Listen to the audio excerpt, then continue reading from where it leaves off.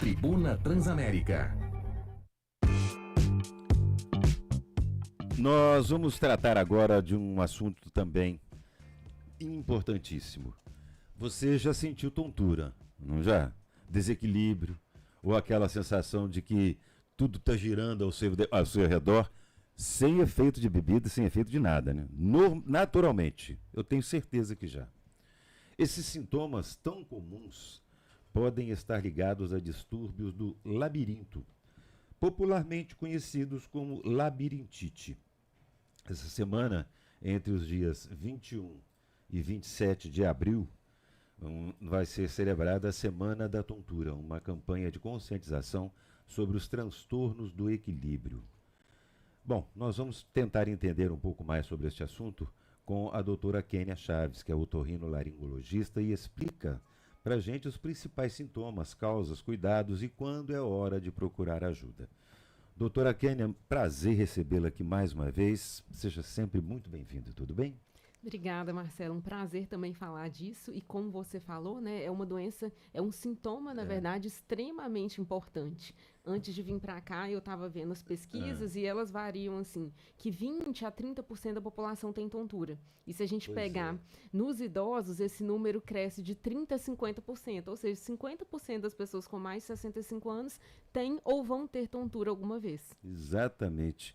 E por que a tontura assim, é um sintoma tão comum e tão relatado nos consultórios médicos? O que geralmente está por trás desse sintoma? A gente imagina que sempre que a pessoa tem tontura, o problema é o labirinto.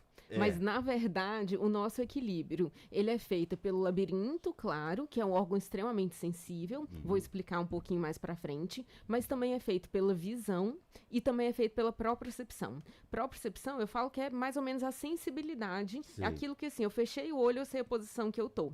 E o principal para isso é a sensibilidade de pés e tornozelo, tá? Muito interessante. Ou seja, a gente tem várias causas para tontura e grande parte das vezes as pessoas não sabem muito bem que tem que investigar tudo isso, tá? Mas falando das doenças do labirinto, por que elas são tão comuns? Primeiro de tudo, a artéria que leva o sangue lá para o labirinto é uma artéria única, uma só. Você tem um órgão tão importante, tão nobre, e vem de uma artéria só muito pequenininha.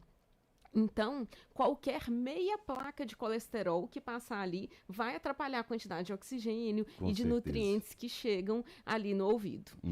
E além disso, o nosso ouvido, ele tem receptor para vários nutrientes e para vários hormônios. Então, a gente precisa que todos os nutrientes estejam em níveis ótimos, nem baixos demais, nem altos demais para o labirinto funcionar.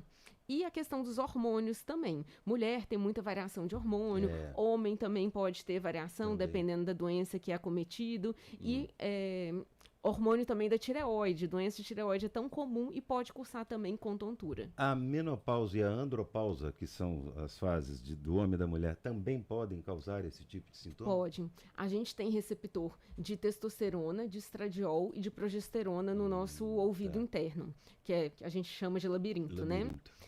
Então, essas variações causam, sim. É comum grávida reclamar de tontura, é comum mulher na TPM reclamar de tontura, e também, como você falou, na questão da menopausa. O homem, como não é um sintoma muito brusco, é uma coisa muito gradativa, reclama muito menos. Mas mulher em menopausa é uma queixa extremamente comum. Agora, a famosa labirintite, que eu gostaria até de entender melhor, porque pela morfologia da palavra labirintite, inflamação do labirinto, não é isso? É um termo que as pessoas mais usam, mas esse é realmente o diagnóstico mais comum? Quais são os outros distúrbios do equilíbrio, por exemplo? Você já falou de hormônios, vários fatores, mas principalmente a labirintite. O que é a labirintite? A labirintite existe, mas não é isso que as pessoas chamam de labirintite. Quando a gente fala aí assim, que eu queria chegar. Quando a gente fala assim, eu tô com labirintite, em geral a pessoa tá querendo falar que tá com uma crise de tontura, tá? E o termo mais melhor para isso seria labirintopatia. Mas olha que nome difícil, Marcelo. Difícil. Labirintite, eu concordo com as pessoas que é mais fácil da gente falar assim, né? Mas é porque eu comentei isso uma vez, uma pessoa comentou comigo, eu tô com labirintite. Eu falei, com certeza você não tá não, senão você estaria morrendo. Labirintite mesmo, que é uma infecção do labirinto, normalmente ela vem como consequência de uma otite, como uma infecção do ouvido, e pode virar, inclusive, meningite. Pode, exatamente. Né? É uma coisa extremamente grave, mas ela é bem rara. Eu, Marcelo, vi uma vez na vida. É mesmo? Uhum. Olha, depoimento de uma médica em otorrino. Eu vi uma vez e é um quadro que a pessoa precisa internar. Porque imagina, uma infecção do ouvido interno. E o ouvido interno é neurônio, igual ter um AVC, igual ter um derrame. Então é uma coisa muito séria. É uma crise muito súbita de vertigem, de tudo roda. Vomita bastante, perde a audição permanentemente, perde a função de equilíbrio permanentemente. Tá vendo, então é um quadro muito mais grave do que as pessoas imaginam. Pode falar, mas tá errado, tá? Se falar eu vou entender, todo mundo vai entender. Mas o termo certo, eu falo assim, eu tô com uma crise de tontura. Tá mais certo. Beleza. Tá. Quais são os sinais de alerta, doutora, que indicam que a tontura não deve ser ignorada e merece a avaliação médica? Opa, eu tenho que ir no médico, tá muito sério isso. Quais seriam esses sinais? Eu falo que toda tontura deve ser investigada. Toda? Toda tontura. Como o ouvido interno é um órgão muito sensível, como eu expliquei, a tontura pode ser o primeiro sintoma de várias doenças. Então, pode ser o primeiro sintoma de um diabetes ou de um pré-diabetes, pode ser o primeiro sintoma de uma placa de colesterol nas suas artérias, pode ser o primeiro sintoma, inclusive, de doenças neurológicas, de tumores, tá? Então, a gente realmente tem que dar valor e investigar toda a tontura. Mas qual é a tontura que eu tenho que parar tudo e ir no pronto-socorro agora, pronto, né? Agora. Isso. É aquela tontura que dura mais de 1 hora e a tontura que tem sintoma neurológico junto. O que é isso? Uma parte do rosto, principalmente, fica paralisada, sem mexer, ou uma parte, um braço, uma perna, quando tem uma dor de cabeça muito forte associada e quando tem perda de consciência. Isso pode significar que é um derrame. E derrame a gente tem que agir nas primeiras 12 horas. Quanto mais rápido, menos sequelas. Exatamente. Não é isso?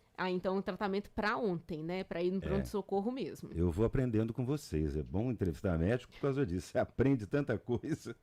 Agora, o estresse e a ansiedade podem influenciar nos quadros de tontura também? Isso acontece com frequência? Pode sim. Pode ser tanto causa como consequência da tontura. Eu tenho muito cuidado com isso, porque imagina, Marcelo, você com tontura não consegue sair de casa, não vai para academia, diminui a quantidade de amigos que você tem, né? A quantidade de contato que você tem. Naturalmente, você vai tender a ficar um pouco mais com a autoestima pior, né? Fica dependente de outras pessoas, então você tende a ficar mais depressivo ou, o que é até mais comum, ficar mais ansioso. E se eu passar mal, o que eu vou fazer? Que eu faço? Será que eu vou ou não vou? Tô com medo de passar mal. Então, assim, grande parte das vezes, a tontura, a ansiedade, a depressão é uma consequência da tontura. Mas que atrapalha o nosso tratamento e que, por isso, a gente precisa tratar junto. A tontura, a causa básica da tontura, né? A causa anatômica, vamos falar assim, com a consequência emocional associada. Outra coisa, como é que é feito o diagnóstico correto de um problema do labirinto e quais são os principais tipos de tratamento disponíveis hoje? Marcelo, 90% do diagnóstico é feito através da entrevista, é feito através da história do paciente. Anamnese. Anamnese. É fundamental. Isso, fundamental. E tem que ser muito bem feita. Por isso que eu falo assim, as minhas consultas hoje, elas demoram 1 hora, 2 horas a primeira consulta, porque é realmente muito detalhe pra gente saber. Faz muita diferença aquela tontura que começou tem 1 mês, tem 2 meses, daquela que tem mais de 1 ano, daquela que tá todo dia ou daquela que são alguns episódios. E quando tem episódio, a que dura segundos, a que dura horas, a que dura dias. E isso faz a maior parte dos diagnósticos. Sem contar com os sintomas associados. Se tem zumbido junto, se tem perda de audição, se tem dor de cabeça, se tem desequilíbrio, sensação que vai cair, se perde a consciência, se tem sensação de desmaio. Então, o principal para o diagnóstico é isso. Mas a gente tem exames, claro, né? Como eu falei, os exames de sangue para ver se todos os níveis de hormônios, de vitaminas, de minerais estão dentro da normalidade. E hoje a gente tem cada vez mais pesquisas mostrando isso. Principalmente vitamina D, vitamina B12, magnésio, zinco, que muitas vezes não são pedidos no exame de rotina, só para pessoa que tem tontura mesmo, tá? Tá, é específico, né? É. Bom, para quem já tem episódios frequentes de tontura, quais os cuidados no dia a dia que podem ajudar?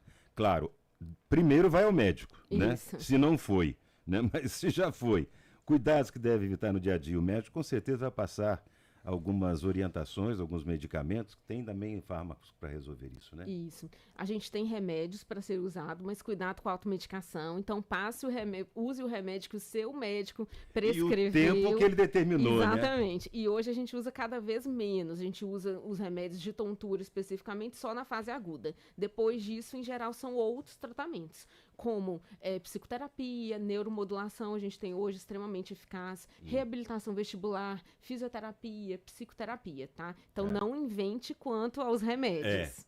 Porque essas coisas são muito comuns, né?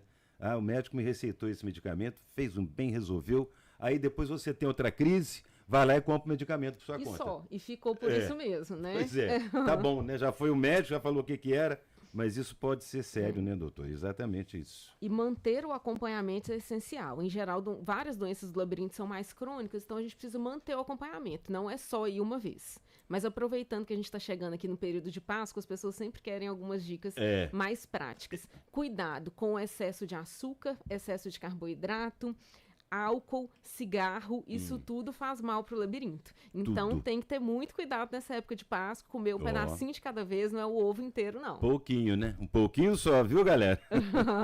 Valeu. Doutora Kênia, quer deixar suas redes sociais aí para quem ainda não está te seguir? Claro. Se com certeza tem dicas, né?